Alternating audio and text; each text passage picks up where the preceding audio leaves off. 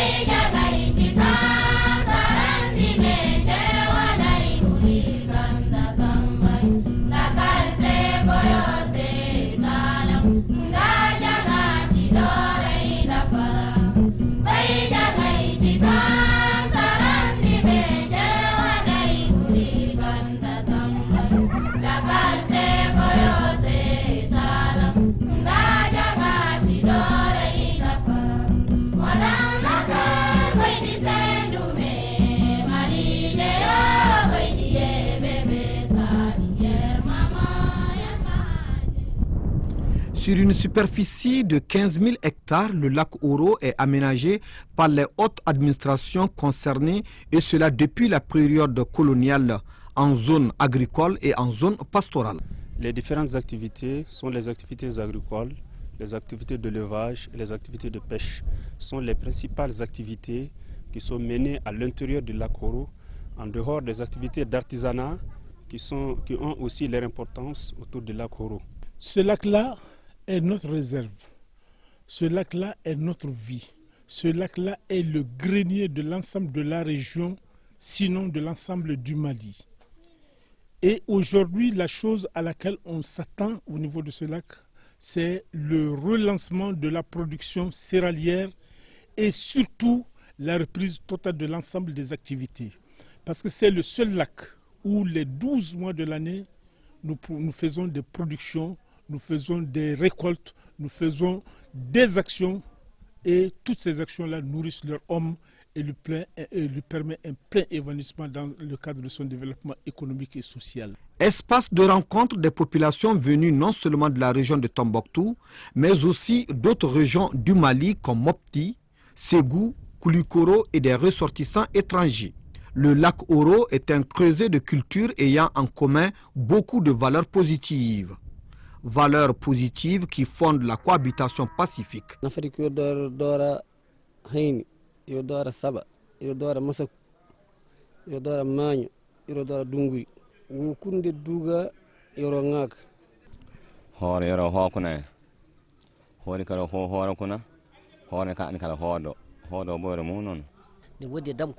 gomni yagar sabi ni ko hinka fur ni cere de ni nato ni cere faride wasi yanje de ni de dam hali nongudi kani ko kur damara doti fari aga hen saka sendu man burtolde mo ka normal wadi mo fari koy nda kur koy sin saka fara sabi yer misdi yer kul yer tunka gandaga misdi. Le lac Horo vise essentiellement l'atteinte de l'autosuffisance alimentaire. Au lac Horo, nous avons le système en culture de 2 crues. Donc nous faisons le remplissage du lac au mois de novembre jusqu'en décembre. On fait la mise en eau du lac. En mars, il y a la 2 crues qui s'amorce au niveau du lac et les cultures commencent au mois de mars. Les cultures de 2 crues. Et surtout en riz, en niébé, en patates, en manioc, en maïs. La récolte elle est manuelle, ça dépend des cultures. En riz, nous avons des rendements qui vont de 3 tonnes à l'hectare. En manioc, nous avons des rendements qui vont jusqu'à 13 tonnes. Et en patates, nous avons des rendements qui vont jusqu'à 16 tonnes. il y a à peu près 4800 exploitants agricoles qui exploitent au lac Horo en termes d'agriculture. Et il y a aussi les exploitants en termes de pêche et en termes d'arboriculture. Les rendements en riz, ces quelques années, ont baissé. Cela est dû au fait que nous avons connu un déficit pluviométrique et le mauvais état aussi de nos canaux d'irrigation, ce qui a fait chuter nos rendements au niveau du riz. C'est dire que vraiment il y a des contraintes au niveau du projet. Bon, il y a des contraintes. La principale contrainte que nous avons, c'est le mauvais état de nos infrastructures hydro-agricoles. Parce que cela nous a amené même à perdre plus de 400 hectares qu'on n'arrive plus à irriguer. Cela est dû au fait que notre réseau d'irrigation est défectueux. La pêche est pratiquée dans le lac Horo.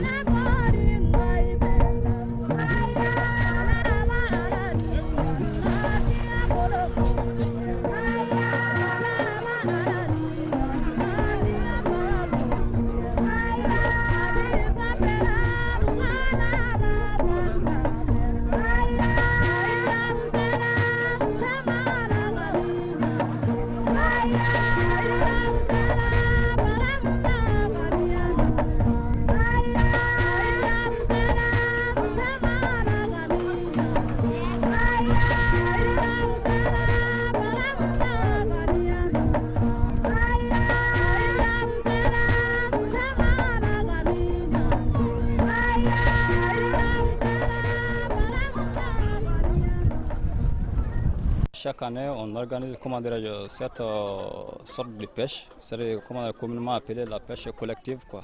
Bon, chaque année, on organise à notre niveau ici, mais c'est très généralement, on pêche des lattes, plutôt lattes, on ne trouve pas ça ici, mais c'est des clarias, des tilapia et puis des hydrocions, on en trouve tout ça ici. Les quantités sont relevées par semaine. Chaque semaine, on relève les quantités pêchées dans notre commune. Et puis à la fin du mois aussi, on fait une sommation directe et envoie ça au niveau de notre cercle. Les captures sont estimées à 26 000 tonnes par an. Les produits de la pêche sont destinés aux marchés locaux ou convoyés à travers le pays. 70 villages du cercle de Gundam, dont 23 de la commune de Tonka et environ, soit 65 000 ressortissants des cercles de Gundam, Diri, Nyafunke, Tombouctou et ailleurs sont dépendants des eaux et des terres fertiles du lac Horo. Au total, 29 coopératives reparties dans les 23 villages de la commune de Tonka exploitent cette plaine. C'est l'union des coopératives agricoles de lac Horo, l'union et le regroupement de 29 coopératives dans 23 villages, que chaque village a une coopérative, plus les hameaux, et c'est l'ensemble de l'ICAMO sur les 29 coopératives, c'est ça qui est l'ensemble de l'Union. Donc leur activité principale, c'est la gestion du lac, l'agriculture, la formation des coopératives membres et le recouvrement des redevances et l'entretien des réseaux d'irrigation. La gestion est, suivant les textes, même pour accéder à un parcelle sur le lac Horo, tu introduis une demande. La demande est adressée au chef secteur d'agriculture qui nous travaille directement avec lui, et après l'attribution se fait comme si on fait la citation des impayés par campagne. Ceux qui ne sont pas payés, qui sont en retard, qui n'ont pas respecté le calendrier, parce que dans le texte, c'est dit que tous les agriculteurs doivent payer les redevances à partir du 31 mars. On donne un délai de 2 mois ou 3 mois, et celui qui n'a pas respecté, on est obligé de passer au retrait.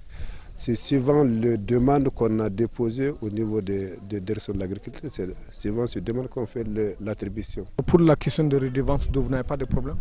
Pour la question des redevances, on a des problèmes parce que depuis le départ des Allemands, bon, les paysans eux-mêmes sont devenus comme des paresseux parce qu'ils ne veulent plus encore fournir des efforts comme il faut parce qu'ils ont habitué avec les Allemands. Mais dans tout ça, nous, chaque fois, avec le peu qu'on a, la redevance qu'on récupère par an, on essayait de les motiver suivant le programme de l'Union par an, que chaque année on reprend directement le canal pour au moins déstabiliser le canal.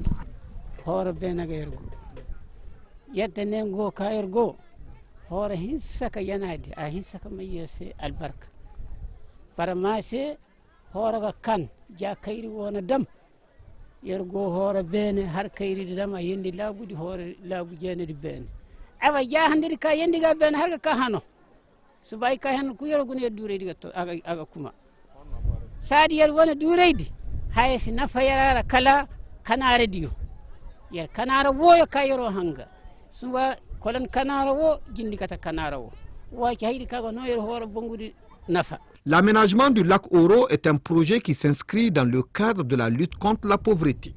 C'est vraiment la réalité et c'est vraiment le mot. Parce que quand on est de la commune de Tonka et qu'on est travailleur, on ne peut pas dire qu'on est pauvre. Parce qu'à tout moment, on a à faire.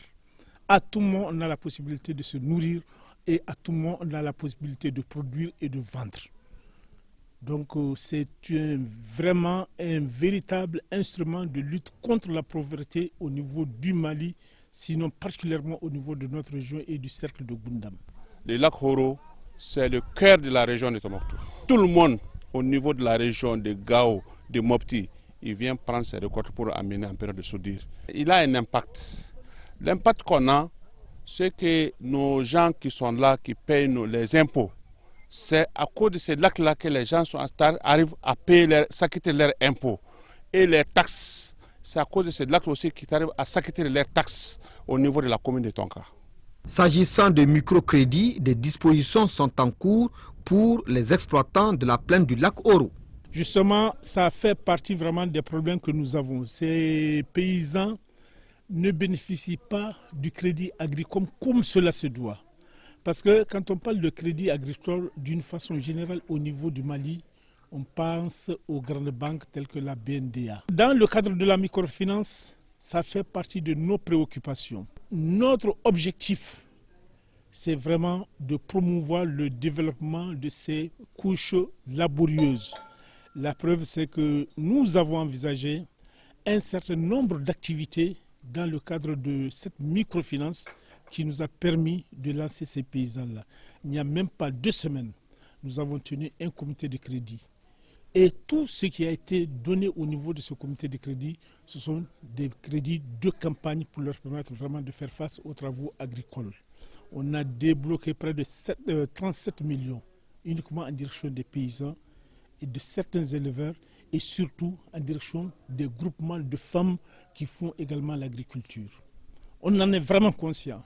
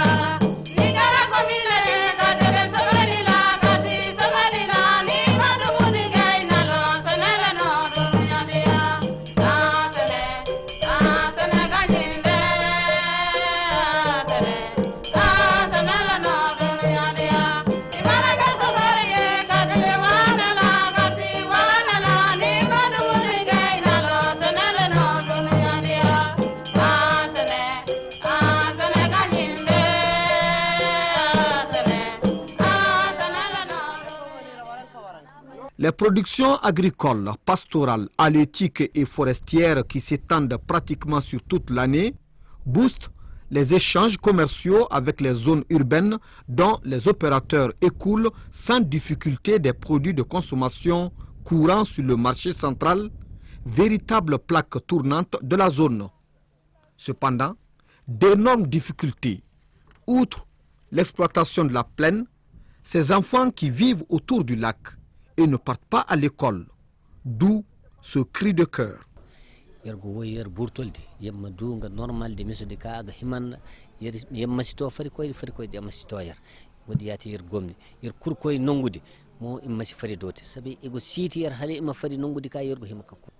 Kanaridi kunaga kurbarka dunisaji kanaridi hasara akuriya fi jahara bana sodiyo hasara mishi kursi kenan dangashi da kaidiyaka da bana jumu kanaridi ga ba aga do bangudira modi kura gonda hasara haya fogir su duwar merri chino ri kerferi si du ashto wala aga himanda wala hectare jere borno na gon sama gojine wala hayde kamani sundungo no gar mo yoro koy ho no gar bon hinji bo taaciro mala carton fo yo sambaga mot na koy no gasto wala hay kala ngama sama to sa ko kala do na tari do ka hamdi ga koy jole do kala koy na pesa ko ko gon amana garu nga hay yo na tari hay ya ko gare ko sin. Actuellement, dans notre programme de développement, le PDSEC, nous avons prévu beaucoup d'actions sociales et particulièrement en direction des enfants, en direction des femmes et particulièrement pour le développement de la petite enfance. Donc notre action, pour le moment, nous sommes à nos débuts et nous avons pris tous les contacts avec différents partenaires pour pouvoir lever le défi, car vraiment c'est un défi qui nous est lancé à travers ces pauvres populations, à travers ces enfants qui ne vont pas à l'école, à travers ces femmes qui sont sans soins. Nous en sommes très conscients. Ici, c'est laissé pour compte.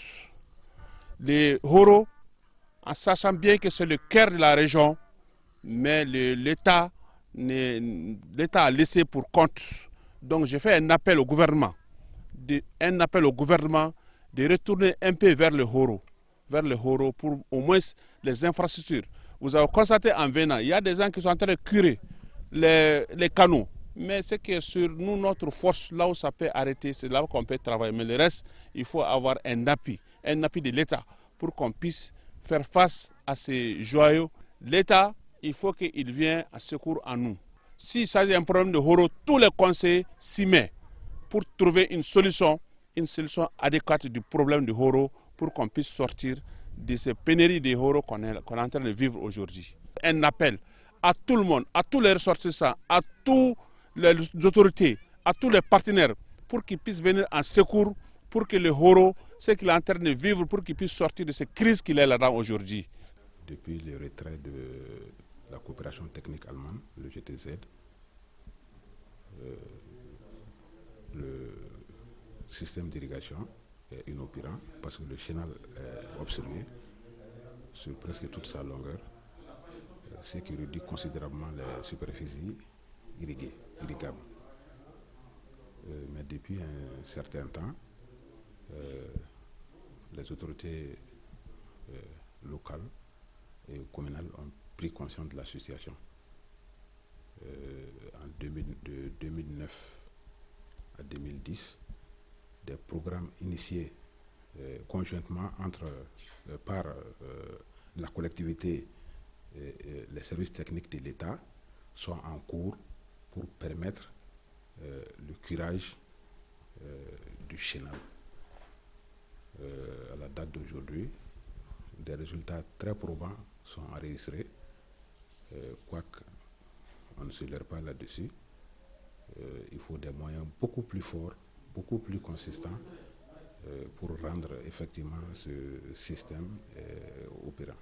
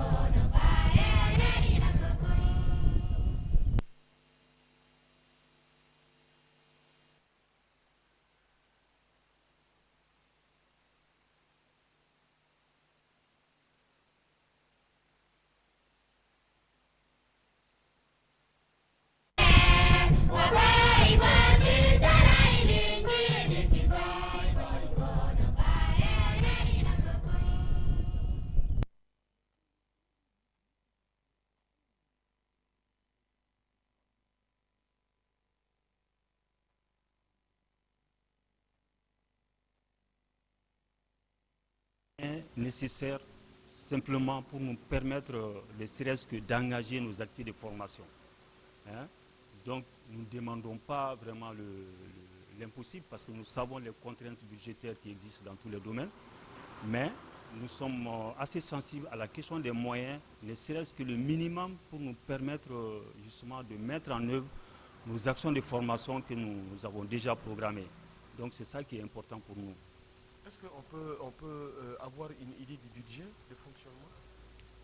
Bon, je dirais le budget global du centre, en tout cas pour la période de mai à décembre 2008, parce que comme nous on a pris un peu les trucs en marche, donc que ce soit nos programmes d'activité et même nos budgets, ça ne couvre pas toute l'année. Le programme d'activité c'est mai à décembre 2008, le budget c'est à peu près août aussi, début août.